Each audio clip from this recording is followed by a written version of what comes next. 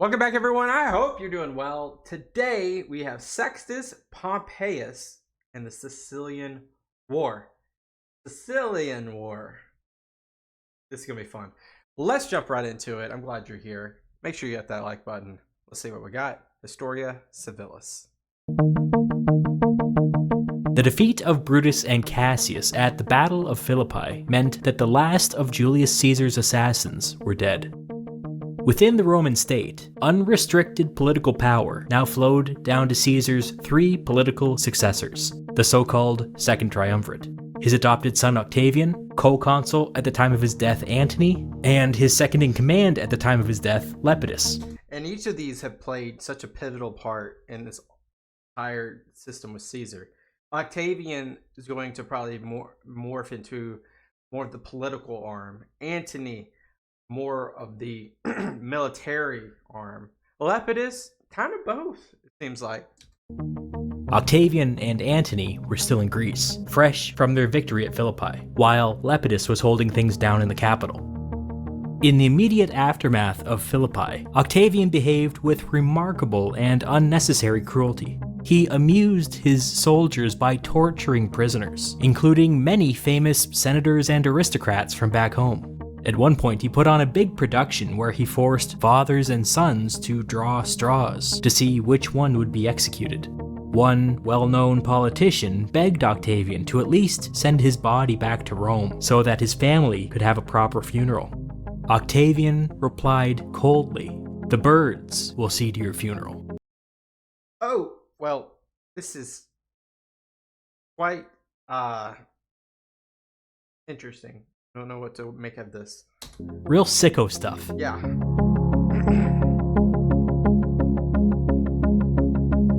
know what to make of that. In the days and weeks that followed, Octavian and Antony met in private to discuss the new political situation they found themselves in.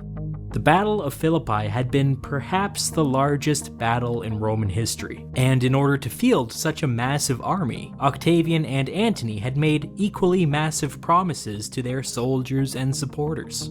For instance, now that the battle was won, they owed every soldier something like 22 years of back pay. Wow. Yeah. An absurd sum of money, especially at a time when the Roman treasury was empty from years of civil war. As their discussions progressed, one name kept on coming up: Lepidus. It turns out that neither of them really trusted Lepidus. Really? I thought there was going to be a rift between these two. Not these two and Lepidus. Apparently, there were rumors at the time that he was at the center of some kind of conspiracy back in Rome. We don't have enough information to evaluate whether or not these rumors were true, but the important thing is that Octavian and Antony found them troubling. There, in Greece, the victors of Philippi agreed to turn on their ally. They got out a map and split Lepidus's possessions among themselves. Yeah, this isn't gonna just be like, alright, sounds good. This is gonna be another war, isn't it? This new agreement, Antony, as the senior partner, would oversee Transalpine Gaul and much of the Roman East. Octavian, as the junior partner, would oversee Spain. Lepidus would formally remain their ally, but in a much reduced state, confined to the Roman province of Africa. Italy would remain neutral ground.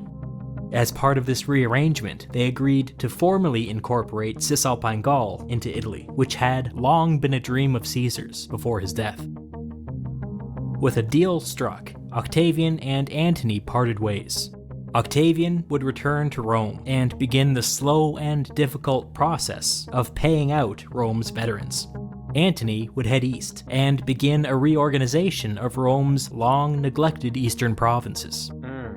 From this point forward, Octavian and Antony's paths radically diverged. They would see each other a handful of times over the coming decade, but for the most part, each was off in their own little world, dealing with their own unique crises. I mean, that's fair. That's fair. I mean, huge empire. You gotta have ownership of certain areas, or it's just gonna fall. and having virtually nothing to do with each other. Oh. Today, we're going to focus our attention on Octavian and follow his path. Next time, we'll follow Antony's. Sounds good.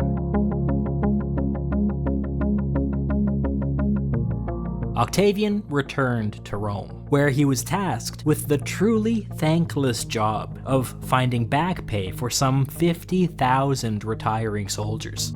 Italy was already suffering under an economic depression, and the Roman treasury was empty. Recall that Octavian and Antony had paid for the war by forcing Italian farmers to send half of their harvest to the Roman state. With no available money and no easy solutions, Octavian leaned into his autocratic instincts and began to simply confiscate farmland and redistribute it to retiring soldiers. Farmers were not compensated for this. It was little more than theft. Of course, special exemptions and carve-outs were created for friendly senators and rich landowners. This is just gonna stir so much stuff up. Because, of course, this meant that the sudden seizure of property fell disproportionately on the poor, Always tens does. of thousands of whom were suddenly made homeless and destitute. And they flooded to Rome, which is going to create Rome a not concept, but they're going to have to subsidize so much stuff in Rome to keep those people afloat. The Romans had this romanticized notion that said that good soldiers made good farmers, which of course is nonsense. Farmers actually had to work every day. And so when retiring soldiers were dropped onto a farm, expecting a relaxing retirement, the high workload gave them a nasty shock. That year, Italy suffered an unusually high rate of crop failures, mostly due to inexperience. The price of food went through the roof, and the poorest citizens began to starve. Italy began to suffer under a famine. Most displaced farmers moved to big cities, where they struggled. Many never made it off the streets.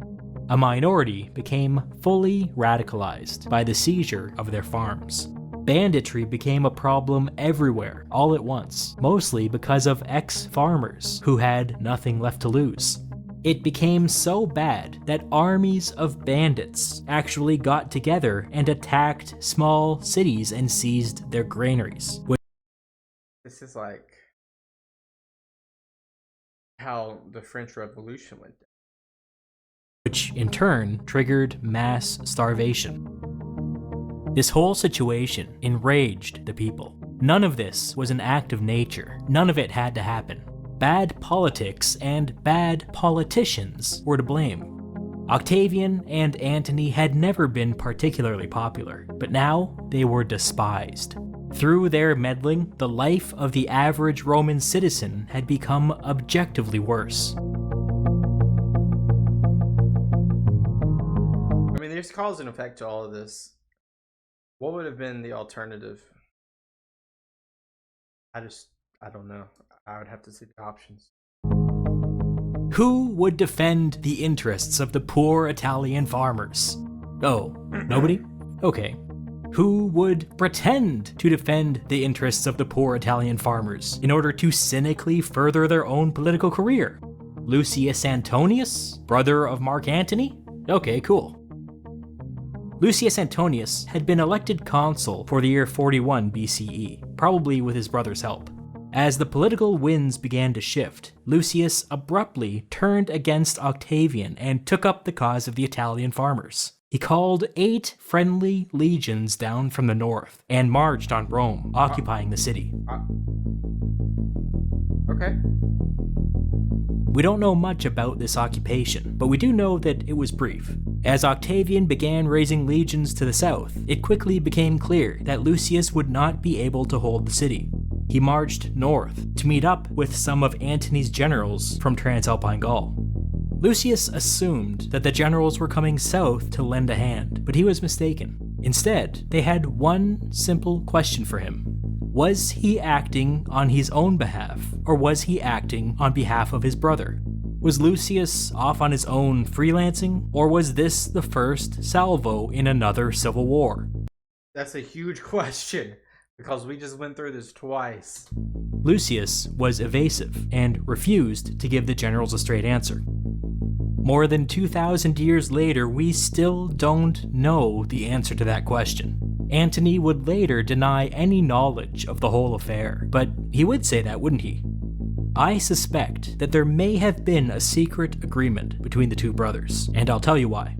Because Antony's wife Fulvia was in on it. She personally raised legions of her own and marched north at her brother-in-law's side. Who's that? Enter Marcus Agrippa.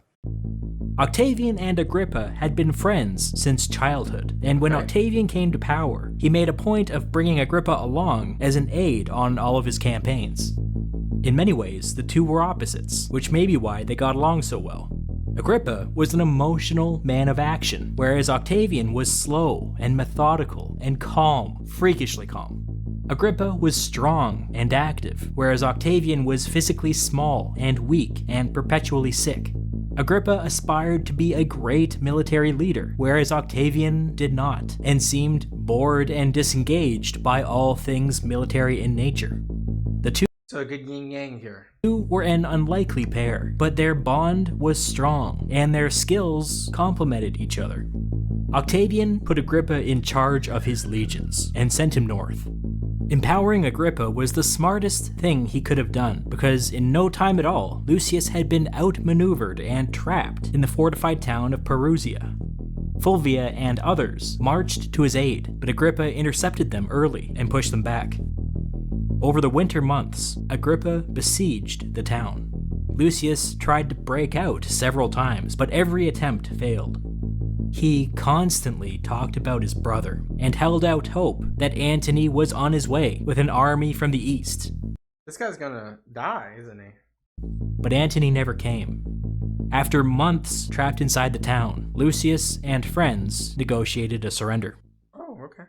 As part of this deal, Lucius and Fulvia would be allowed to go free. Fulvia fled east to be with her husband, and Lucius, believe it or not, was allowed to continue his political career and would go on to serve as governor in Spain.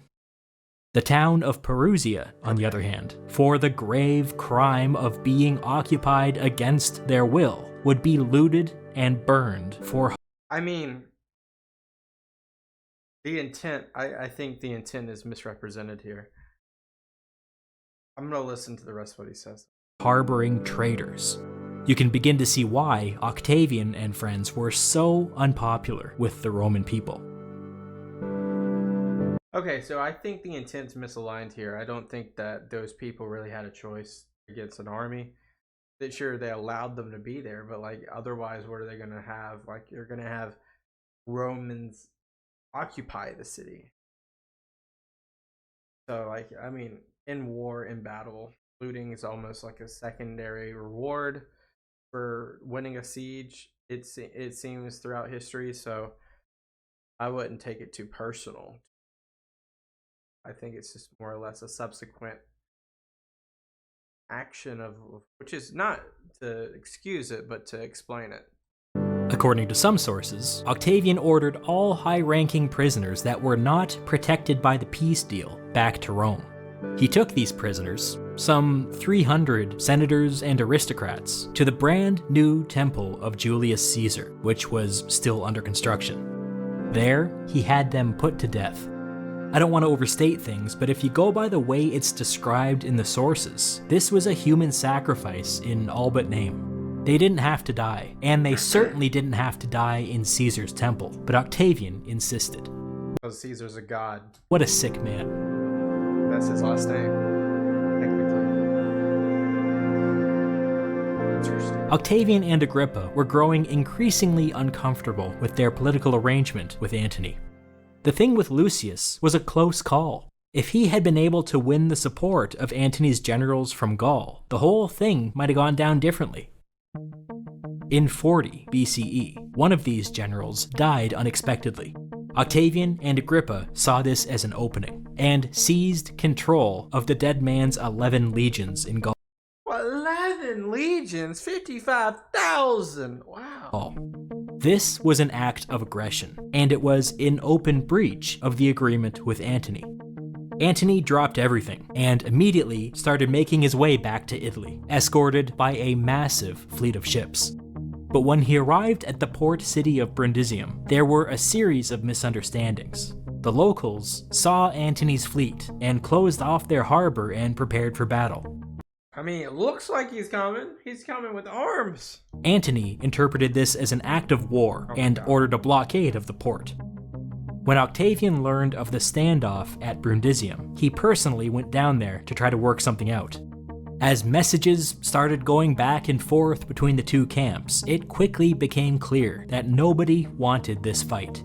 This was especially true of the rank and file soldiers, who were only a couple of years removed from the last civil war against Brutus and Cassius. There was some indication that if violence broke out between Octavian and Antony, many on both sides would simply refuse to fight.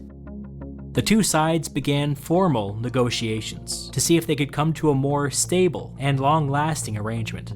This would later become known as the Treaty of Brundisium. It's so unnecessary.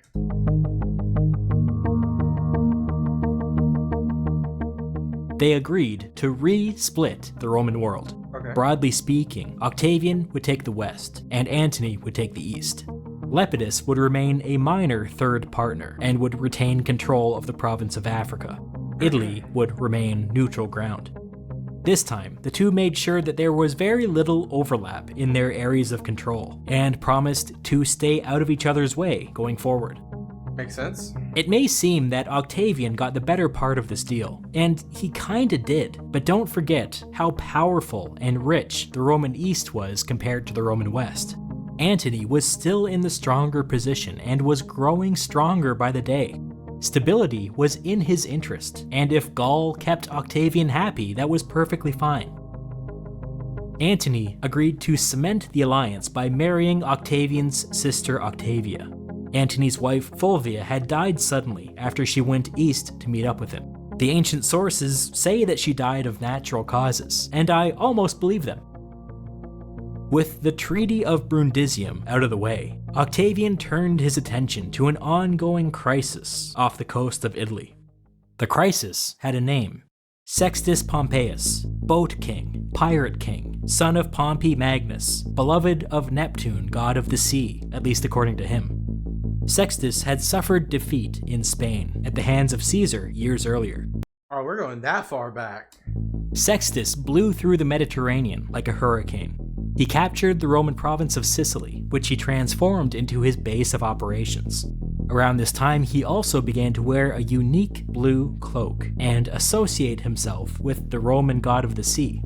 He then launched attacks against the islands of Corsica and Sardinia. Sextus hoped that soon he would grow strong enough to threaten Spain and North Africa. Octavian perhaps didn't fully appreciate this threat at the beginning, but recently things had really started to get ugly. Recall that Octavian's poor economic policies had already caused farm yields across Italy to plummet. On top of that, consider that Sicily kind of served as Rome's breadbasket, a major producer of food for the capital. But now, that was cut off. More The war is inevitable. expensive food began to be shipped in from all corners of the empire, but Sextus used his strong position in the dead center of the Mediterranean to systematically target Rome's shipping lanes. Italy was already struggling under a famine, and this made it way worse. Shortly before the Treaty of Brundisium, during a moment of high tension with Antony, Octavian married a distant relation of Sextus, named Scribonia, in an effort to maybe set up a future alliance. The marriage was an unhappy one, and after the agreement was reached with Antony, it became unnecessary. On the day that their first and only daughter was born, the couple sought a divorce. That's weird. Why? As the famine on the mainland grew worse, the people turned on Octavian. Again? They recognized the powerful symbolism of the son of Caesar taking on the son of Pompey, but they didn't think it was cute. This wasn't a game. People's lives were being destroyed. Rome had a policy of handing out free food to its poorest citizens, but the granaries were empty. They couldn't keep up with demand. Well, there's way more demand now because you kicked out the farmers, so there's more people in Rome and more people on this, perhaps. Or if there's a threshold, there's more people not on it that needs to be on. The radicalization is through the roof. People were literally starving in the streets. Ever since Caesar crossed the Rubicon 10 years ago, Rome had entered into a death spiral of civil war after civil war after civil war. People could barely even remember why they were fighting anymore, and they blamed the pride and the vanity of their leaders for taking them down this path. This is why, as the situation with Sextus began to heat up, Octavian got ambushed by an angry mob on his way back from the Forum. He escaped with his life, but not before a large number of Roman citizens were killed at the hands of his soldiers. Well, you did threaten somebody like that. It's ancient Rome. What do you expect? As you can imagine, this did nothing to help his popularity. Yeah. Octavian could see that with domestic unrest, he was holding a weak hand. He approached Sextus's mother, who was still in Rome, and told her that he would be open to negotiations with her son. Sextus agreed to a meeting. Octavian invited Antony back from the east, and all three of them met near the coastal city of Misenum. Remember, Sextus's father Pompey had been murdered when he went ashore to negotiate with the Egyptians. Sextus didn't want to give his enemies the same opportunity, and so he insisted that two large wooden platforms were built out in the sea, some distance from the coast. Sextus and his advisors stood on the platform furthest out to sea, within visual range of his fleet. This is so crazy. They built platforms. Octavian, Antony, and their advisors stood on the platform nearest the coast. They were quite a distance apart. Each side had to shout to be heard. Despite the awkward setup, negotiations were successful. Octavian and Antony agreed to officially install Sextus as the governor of all of the territory that he had captured so far, plus southern Greece. They also agreed to let him run for consul for the following year. In return, Sextus agreed to open the shipping lanes, easing the famine and allowing grain to flow freely into Rome once more. That's insane. That guy had that much pull. That's a lot of pull. The agreement with Sextus sent a strong signal to the Roman world. Octavian and Antony were not seeking another civil war. There would be no further recriminations. Any senators or politicians who had found themselves on the wrong side of any of the last several civil wars were free to return to Rome. This was great news to a man who had been on the wrong side of several civil wars lately, Tiberius Claudius Nero. He had started his career by taking a highly principled stance against the first triumvirate, the alliance between Caesar, Pompey, and Crassus. When Caesar crossed the Rubicon, he abandoned those principles and became a loyal Caesarian. When Caesar was assassinated, he abandoned those principles and became a loyal follower of Caesar's assassins. This guy's a flippy-floppy. After their defeat at the Battle of Philippi, he abandoned those principles and became a loyal follower of Antony. After returning to Rome and being elected to office as one of Antony's men, he abandoned those principles and joined up with Antony's brother Lucius and his wife Fulvia when they rose up against Octavian. Actually, that one's iffy. After Lucius surrendered, Tiberius Claudius Nero tried to get a pro-Antony slave revolt going in southern Italy, which Antony immediately disavowed. After his pro-Antony revolt failed, he abandoned those principles and fled to Sicily, where he became a loyal follower of Sextus.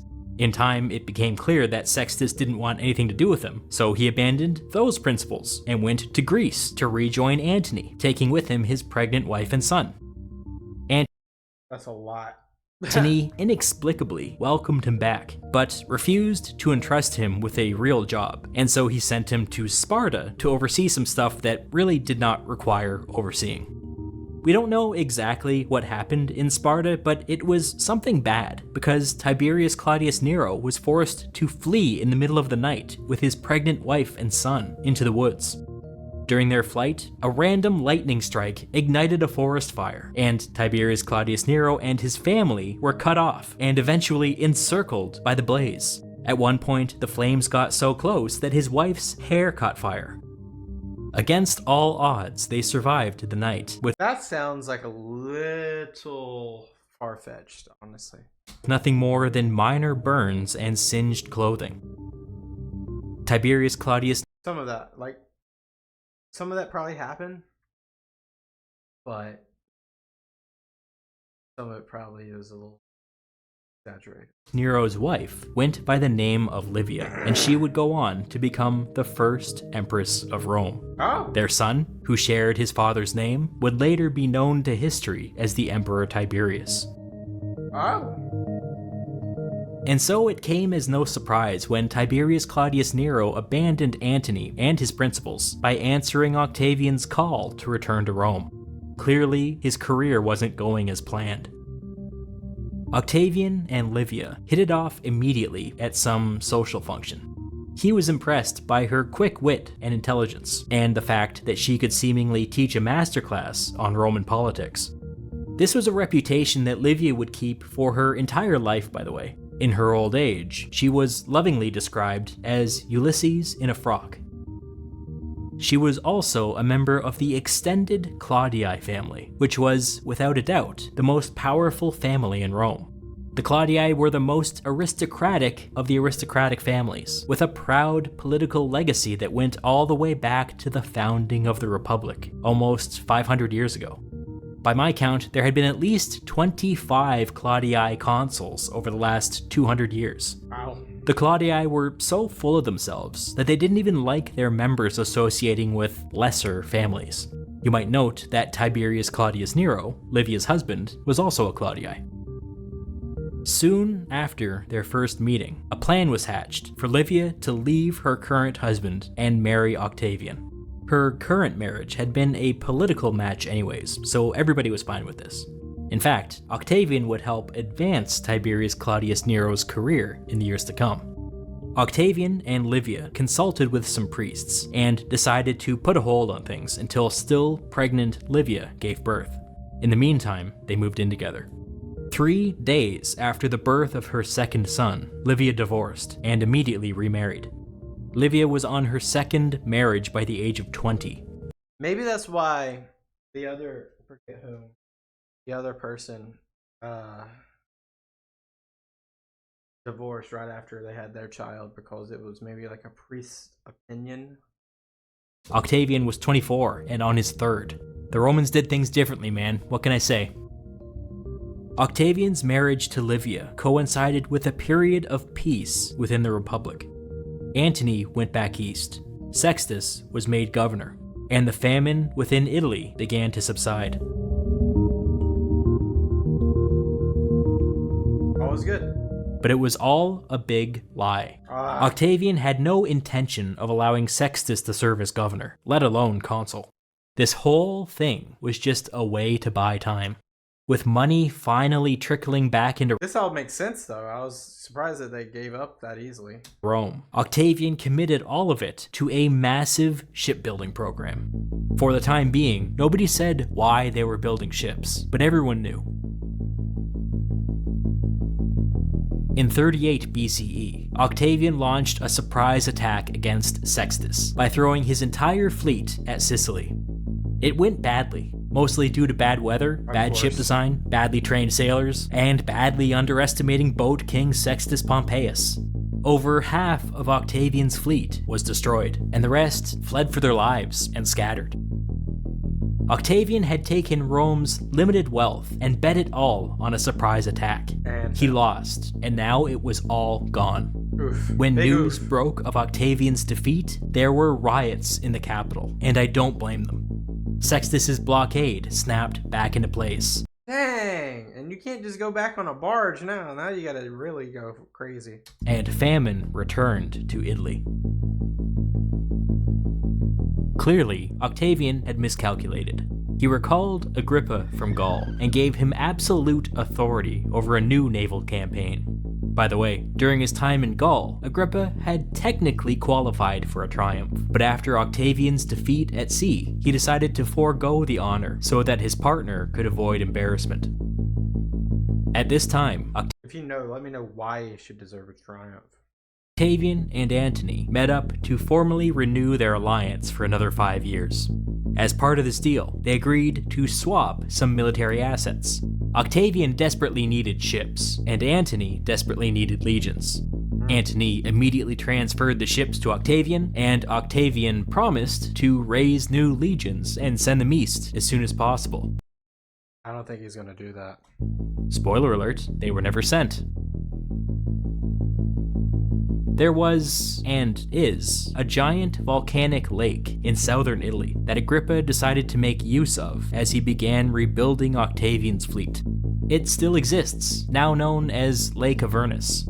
In Agrippa's time, it was famous because, according to legend, it was right next to a cave that Odysseus used to travel down to the underworld. After digging a short canal to the sea. Oh, I think I've heard this story. Maybe. Not sure. Is this where they created a makeshift harbor? That way they could not see what was happening because it was happening on a lake. Then they used a quick canal to surface the ships out to sea. Agrippa built for himself a state-of-the-art harbor and shipbuilding facility on the lake and named it Port Julius. At the time, this lake was surrounded by trees on all sides, which made the secret harbor invisible to enemy ships. Quite clever. Over the next several months, he built and trained a new fleet from scratch. I want to see how what that I want to see what that thing looked like. Yeah. You could pack some ships in there. Because these paintings are one thing, but this is the actual scale and size of it, obviously. Photograph. Kind of see like the little houses, the trees, to kind of give you a scale for how big this is. I don't know how big Roman ships were, but I can imagine would stack.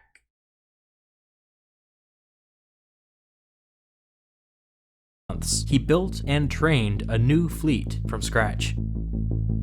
Meanwhile, Octavian convinced Lepidus to support his campaign against Sextus. Lepidus was only the governor of Africa, but since his province was on the frontier, he had access to considerable resources. When Agrippa was ready, he and Octavian launched a second invasion of Sicily. This time, Lepidus attacked simultaneously from the south. Okay. Octavian and Agrippa's fleet was intercepted by Sextus. Despite all that secret training, most of Agrippa's brand new fleet was destroyed. These ships were also carrying an invasion force, and so tens of thousands of legionaries perished in the water. It was a disaster. Jeez. But it wasn't a complete loss. Some ships made it through, and a few legions landed on the island. Word quickly arrived, reporting that Lepidus had successfully broke through and landed at least 12 legions on the southern tip of the island. If that's full strength, that's 60,000 troops on the south. Things were really cooking. The battle for Sicily was on.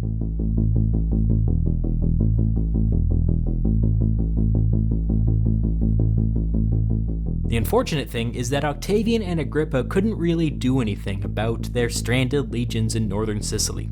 They were mostly out of ships and mostly out of legions. But over the next several days, that started to change. Ships belonging to Lepidus that had been damaged or chased off during the initial invasion started showing up off the coast of Italy. When they added everything together, these ships were carrying the equivalent of something like 4 legions. That was something they could work with. If they could break through Sextus's blockade again, they could reinforce those stranded legions in northern Sicily. Even if it wasn't enough to face Sextus in open battle, it would be enough to dig in and hold the enemy back until Lepidus could work his way up from the south. So is this guy like mastered the seas? Is that why he picks that name and he's really focused on the naval side? Seems that way. But how to break the blockade? They would need a distraction. Octavian and Agrippa decided to deliberately provoke a naval battle. Then, when Sextus was committed, they would slip a small number of transports over to Sicily. This was a risky move. They were sending the majority of their remaining fleet on a suicide mission. But... And I guarantee you they didn't know that, those people. They thought it was worth it. If they took Sicily, the war would end.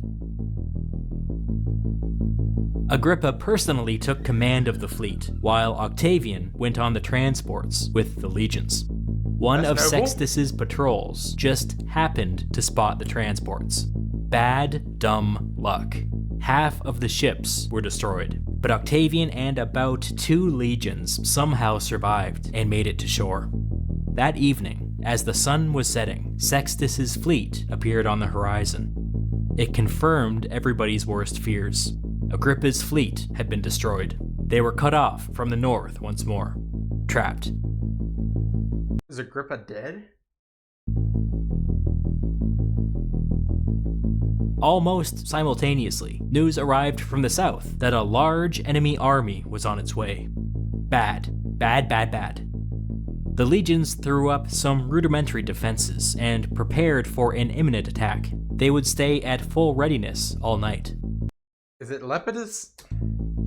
Then Octavian was like, "Seems like you guys got things under control," and left.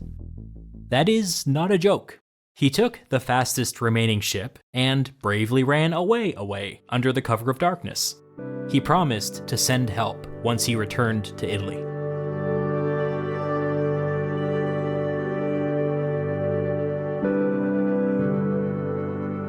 He made it back to the mainland, but just barely. The ship dropped him off in the middle of nowhere, but instead of running off to get help, Octavian spent half a day hiding in a cave. It was finally dawning on him that the war was probably lost. Eventually, he started slowly making his way to the nearest city. When he arrived, he learned that he had been missing a vital piece of information. That suicide mission that he had sent the fleet on, it had gone much better than expected. Agrippa was alive. They took on a much larger fleet and fought them to a draw. In the time since, Agrippa had won a series of minor victories at sea. The wind was at their back, baby! Okay. Octavian and Agrippa quickly threw together some more transport ships, and as soon as they saw an opportunity, they went all in. Finally, they pulled off a successful crossing. At the end of this process, Octavian and Agrippa and Lepidus had a combined force of something like 23 legions on Sicily, which would have been 60,000 soldiers at least, probably more. So they're not at full strength at all. With an invasion force of that size, it was only a matter of time until Sextus lost the island. He needed to change the direction of the war. He decided to force a large-scale naval battle. His natural advantage was at sea, and one major victory would cut off the invasion force again. The engagement would take place in September of 36 BCE, just off the coast of Sicily. It would later be known as the Battle of Navalcus. Sextus and Agrippa each personally commanded their fleets, while Octavian watched from shore. Actually, that's not quite true. As soon as the fleets started moving toward each other, Octavian walked away from his advisors and lay flat on the ground, staring at the sky. People came over a few times to give him progress updates, but he didn't even respond. The dude just didn't like all this military stuff. He has anxiety, bro. I'm telling you. He didn't move for several hours until somebody informed him that it was all over. Agrippa had won. It was a decisive victory. Sextus's fleet was no more. Is Sextus no more? After such a staggering loss at sea, Sextus's legions on Sicily surrendered. The war was over. Sextus fled east, but when Antony's people discovered that he was secretly in communication with the Parthian king, he was captured and executed. Well, that's over. With the war over, ships from Sicily began to fill Rome's granaries once more. The famine was slowly brought to an end. For years, Octavian had remained dangerously unpopular with the people of Rome, but now they hailed him as a hero. All was forgiven. But Lepidus wasn't happy. The conquest of Sicily belonged to him. The climactic final battle would never have happened. Hold your horses, Lepidus. You'll get some credit, but you ain't getting all the credit. Without Lepidus's breakthrough in the south. If it credit, wasn't for him, they'd right? still be fighting, and they'd still be losing. After accepting the surrender of Sextus's land forces, Lepidus's army had ballooned from 12 to 20 legions. He demanded to be taken seriously. He wants the island. Octavian asked Lepidus to remove his legions from Sicily, but he refused. Lepidus demanded to be made governor of Sicily, as well as Sardinia, Corsica, basically all of Sextus's former possessions. Octavian went to Sicily to work something out. He entered Lepidus's camp, where he was cheered and saluted by Lepidus's soldiers, because, they had all just won a war together. When Lepidus was informed of Octavian's presence, he ordered him expelled from the camp. It's not clear what happened next. Somebody either threw a javelin at Octavian and missed, or tried to stab him and had their blade deflected by body armor. Next, he either made a rousing speech to Lepidus's soldiers, or he didn't.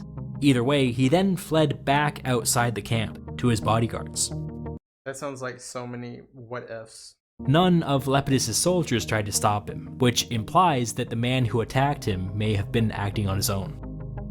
Octavian waited outside the camp. Some of Lepidus's soldiers decided to pack up and follow him, but not many. Several hours later, Octavian's legions showed up. More and more of Lepidus's soldiers decided to leave, and pretty soon, that trickle turned into a wave. It's unclear whether Octavian made any specific promises, but we do know that by the end of the day, Lepidus's army had basically evaporated. That evening, Lepidus came out of his camp and personally surrendered to Octavian. This is such a weird incident. It feels like parts of the story are embellished or fictionalized, but it's hard for me to tell which parts. We do know that Lepidus was pretty unpopular with his soldiers, and that there was absolutely no appetite among the rank and file for another. No, we just went through it again. We don't want to, it's just the power vacuums that are created. That's why this happens. Another civil war. It's not impossible that there was a mass defection, but something's missing. I doubt very much that it went down exactly in this way. Regardless, Octavian reached a harsh settlement with Lepidus. He accused him of inciting rebellion, seized his legions and his provinces, and expelled him from the triumvirate. But oddly, Octavian didn't take his title, Pontifex Maximus. Lepidus had won the election to serve as Rome's chief priest shortly after Julius Caesar's murder, and for whatever reason, Octavian felt that this was a line he could not cross. Lepidus entered into a forced retirement in a seaside town outside Rome. He would return to Rome periodically on Senate business, but not often and not for long. He would retain the title of Pontifex Maximus for another 23 years until he died of natural causes at the age of 76. What a life. In the meantime, peace returned to Rome. For now. Octavian had consolidated power in the West, and with the famine coming to an end, he actually had the support of the people for the first time in his political career. This is all in sharp contrast to Antony. Things in the East had grown incredibly strange.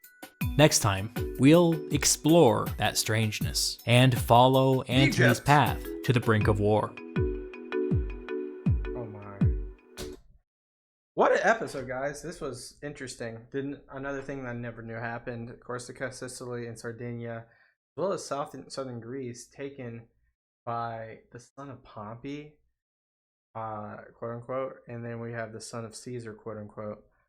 I don't remember if Sextus was can't remember if that was biological or that was adopted or what metaphorically rationale that he was the son, but nevertheless, that was kind of the trail here. Wow, they failed like 4 times trying to get to this island. And firstly, they had like a mock peace deal, which felt ingenuine from the beginning, and then it, of course, transmitted into a bluff to get by more time to just settle it with brute force. Agrippa, he seems like he has he has his head on his shoulders. He's able to he's a really good military guy, and he can also win in the naval scene as well. That proves that he's going to have an interesting career, I believe. Is Marcus Agrippa? See, this shows how little I know, but does Marcus Agrippa have any correlation, or affiliation to Marcus Aurelius? Is that the same person with a different title? Is this a totally different person with a different time? It just feels too good to be true if it's not Marcus Aurelius. Nevertheless, thank you guys so much for watching. This has been an insightful episode of Historia Civilis. See you guys next time. Out.